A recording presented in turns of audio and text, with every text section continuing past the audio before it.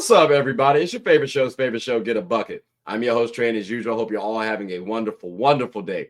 Today, we're going to talk about the WNBA's 2025 draft. But before we do that, make sure you hit that like and subscribe button. Comment, tell anyone who's anyone about the show. Try and get the ratings up a little bit, just a little bit. But like I said, we're going to talk about the WNBA's draft. It was a good one. I have a couple gripes.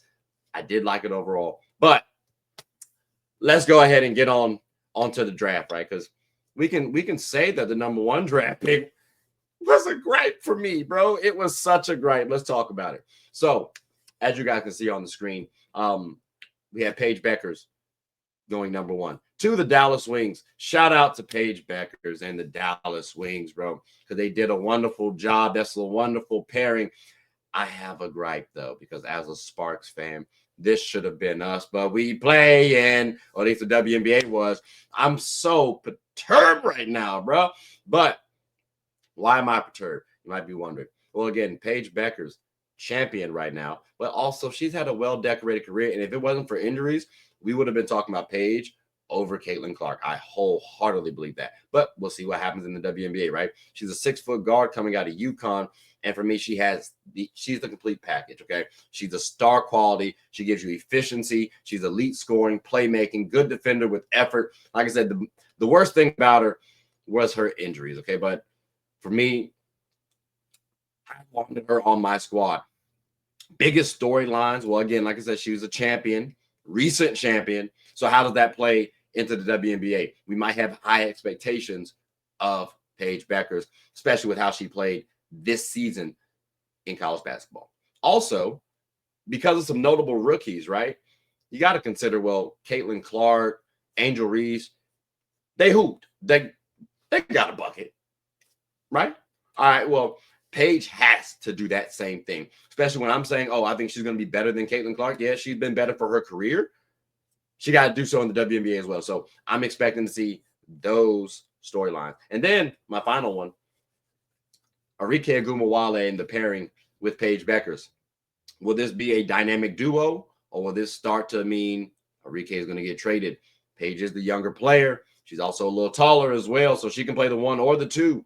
Maybe if you're the Dallas Wings, you're thinking you can get a huge haul back for Arike Agumawale, and now you can start building for the future with Paige Bueckers. So I'm looking for those storylines, ladies and gentlemen, coming this season. But overall, I think it should be a good one. And keep in mind, I really appreciate how we had Paige Bueckers coming into the league.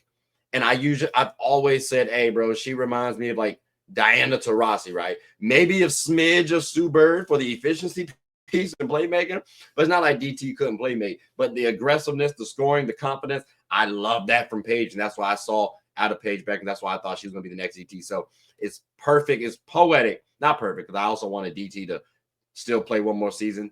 Paige even go to the Mercury. But it would have been poetic. It's poetic seeing Paige Bueckers coming into the league right as DT retires. So again, ladies and gentlemen, I'm hurting for the Dallas Wings.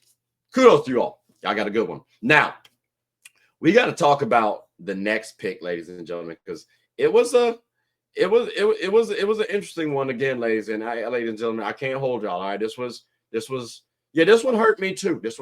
Y'all ready for this one? Dominique Malonga, number 2 pick. If y'all paying attention to right here, this from LAS, this means it was a trade from Los Angeles Sparks. We could have grabbed her too. We could have got her as well. And keep in mind, ladies and gentlemen, I do see star quality out of Dominique Malonga. This is a future pick for the Storm, but it could help out right now. It very well could. We're talking about someone who's 6'6". They're calling her the Victor Wembanyama of the WNBA. I think we might have a souped-up version of Lisa Leslie, at least from a physical standpoint. Game-wise, we got to see. But that's what I might be throwing expectations on. Star quality. I'm talking about elite athleticism and height combination. Shooting form was solid. And the defensive effort plus the motor is there. She had a quick drop step, ladies and gentlemen, that sold me off break. Like, that thing was smooth. So again, ladies and gentlemen, the only knock I had on her was her current opponent, were her former opponents' fair assessments. So now the storylines that I'm going to be paying attention to Dominique are this. The development pace, right? The playing time for year one. Because you still got Ezi Magbagor, Nneka Ogwumike. Like, you don't need to start her right now. So how much PT does she get, right? Then you also got the defensive anchor and offensive production year one. Can we get that from her? If we can, oh, buddy, sky's the limit. For the Storm, too, maybe Jewel Loyd shouldn't have left. But then again, if she didn't, they wouldn't have got her. But after that, though, how about something like the dunk contest? Because I just said she had a drop step that was crazy and quick, effortless. We can start talking about the drop step. How about the conversation of lowering the rim? I hate it personally, but I think it's going to start coming up more. I know for a fact it came up with me personally in a conversation with some friends recently. So again, I could see Dominique Malonga being a very star-studded quality player. Could go left. I'll give you that. I don't think it does, though. Her physical tool set, she seems like she could dominate. So again, ladies and gentlemen, if you have not peeped, you got to watch Dominique Malonga. She might surprise y'all. I can't hold y'all. She might surprise you guys. But now we got to go ahead and move on to the next pick because, and here's the thing too, these next couple picks are going to be a little tricky because I'm going to try to talk about all of them at the same time. But it was by the Washington Mystics, right? It was by the Washington Mystics. So let's bring up pick number 3, shall we? Sonia Citron. And keep in mind, I did guess 1, 2, and 3 in order for the WNBA pick. So I'm really happy that they have been going according to plan. Like they went the way I expected, right? Because not everyone had Dominique there. But Sonia here at number 3, I wholeheartedly understand it. And here's the reason why, too, ladies and gentlemen, okay? At 6'1", I do get a combination of like a Maddie Siegrist and a Kayla McBride. To me, I get like starter or fringe all-star quality player. She's a good shooter. Like I said, a good overall player. On Notre Dame's team, the supporting cast could have limited her or could have boosted her up. So that's one thing I do want to pay attention to. But overall, I think it's more so it limited her in terms of the stats that she would have produced because she could have given a lot more. She's a very versatile player, and that is what the Mystics ended up drafting. Keep in mind, they have players on their team right now that can help out. Sonia needs to be learning from those players too. So definitely paying attention to Sonia. But the Mystics, hey, they got a good player. They really, truly did. Then let's scroll on down here to the next one. And Kiki Iriafen, who 6'3", USC. Ooh-wee. Like, old girl could get a bucket, all right? And there's some combination, there's some comparisons out there. For me, she kind of gave me, I heard an Asia Wilson comparison before. That one was interesting. I saw a Marcus Aldridge meets a Tina Charles, maybe. Possibly favoring more on the LA side. But at the same time, I see a little bit of Tina as well, too. Which that's not a slight. That's not a slight. Because Tina Charles is a wonderful player. If y'all know, you know, right? But Kiki does give me star quality vibes. Not as much as like Dominique or Paige Bueckers. Think we do have a little star in her though. And that could get brought out. Because remember, she's been playing. She was on Stanford's team, right, with Cameron Brink. And then after that, she did her thing. Then she went to USC. Juju goes out.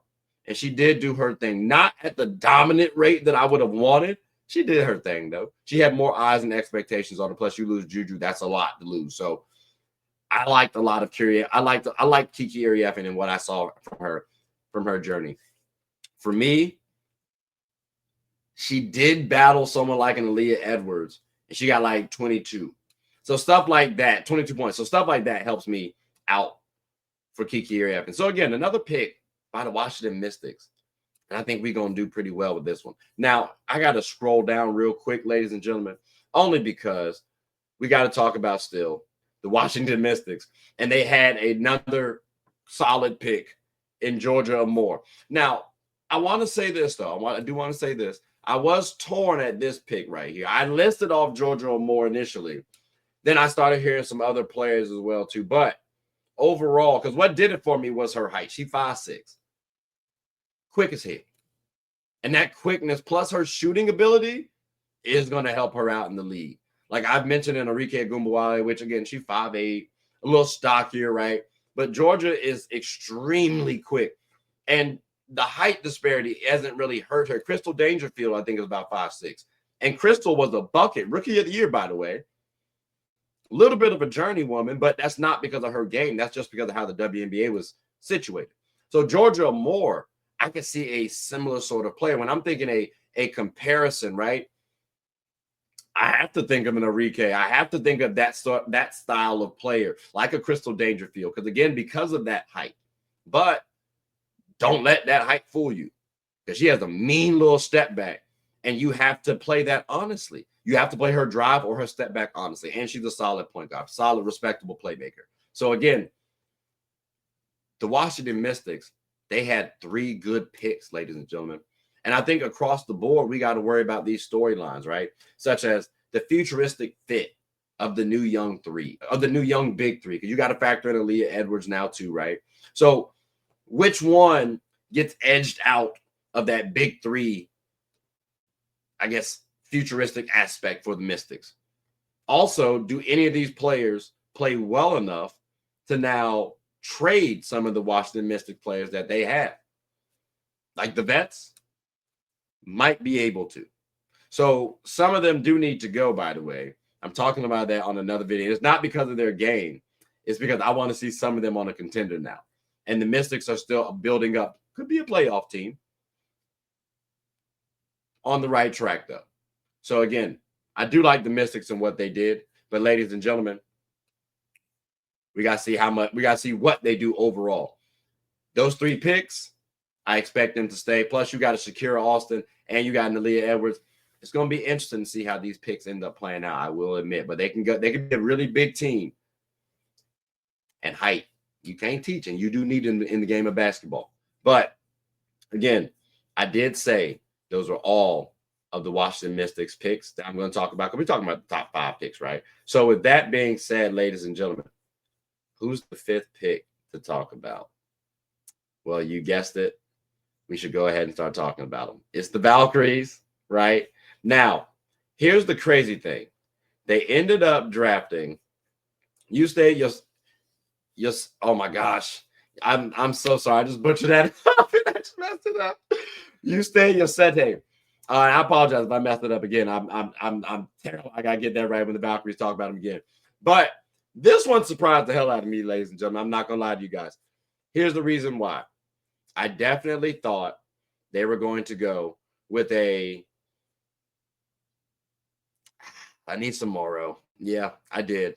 That one would have been more interesting for me just because I think Anissa does have star quality. But you look at Justé, I'm sorry. She was okay. I got to study more about her game. 6 foot out of Lithuania. She can attack and penetrate the defense pretty well, get you open shots. They're trying to compare her to a Luka Doncic. That one's going to be interesting. I'm not going to lie to you guys. I don't want to say, oh, she's going to be, this was a missed pick. I don't, because I don't want to be that person. Because keep in mind, there were a lot of people who said that about Kristaps Porzingis and Luka Doncic, and look what happened with them, right? I can't say I was not sold on the pick until I started researching, and I realized, you know what? She did become the youngest draft pick in WNBA history. Lauren Jackson was the youngest pick, and I think she was about 3 weeks or so from becoming 20 at the time. And now we got Justé at 7 months until she turns 20. So we got a little bit of time for her to develop. So this pick could work out, ladies and gentlemen. I do have some trepidations because, again, overlooking players like an Anissa Moro, like that's going to remember that. Like, I'm remember that one. Maybe if Haley Van Lith starts popping off, I'm remember that one. How about Sanaya Rivers? I like Sanaya. That would have been cool. But again, overall, the Valkyries are trying to showcase that they're going in a different direction and they need somebody to sell the audience. And maybe they think this is the girl. So we're going to find out. But I mean, overall, ladies and gentlemen, this was a wonderful, wonderful WNBA draft. I only talked about the top 5 because, again, everybody else and more so the WNBA or the top 5, I'm going to talk about on my team breakdowns. So definitely be on the lookout for those. But overall, I'm curious about your thoughts of the WNBA's draft. What did you think? Did you like it? Did you not like it? Did you have gripes like myself? Like I know I'm still kind of pissed. I ain't gonna lie to y'all. I'm not gonna lie to y'all. I'm still a little annoyed. But we're gonna see what happens with the WNBA. So definitely, please make sure to like, subscribe, comment, tell anyone about the show. My name is Trey. I'm the host of Get a Bucket. Hope you all are having a good one. Take care.